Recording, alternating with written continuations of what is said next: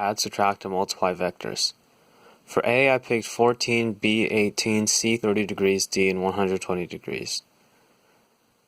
To find the vector given only the magnitude and the angle, I set up a triangle with the 30 degrees with 14 as a hypotenuse. I used specialized triangles. Given this, I found the vector to be 7 root 3 and 7.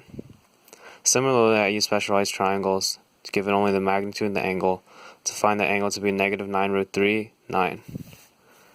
Since it's adding vectors, by adding the x values together and adding the y values together, I can find the final vector negative 2 root 3, 16.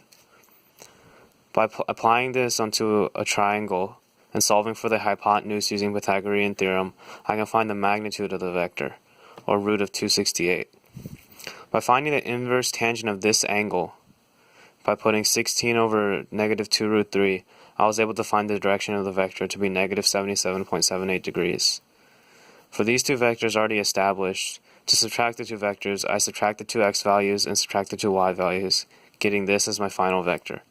Again, to find the magnitude of the vector, I solve for c, or the hypotenuse, to be root 772. To find the direction, I once again found the inverse tangent of opposite over adjacent, or 2 over negative root 16 over 3, to get a direction of negative 4.127 degrees. Finally, to use the dot product to multiply two vectors, I multiplied the x values and added them together, and then I multiplied the y values and added them together to get the final dot product of negative 126.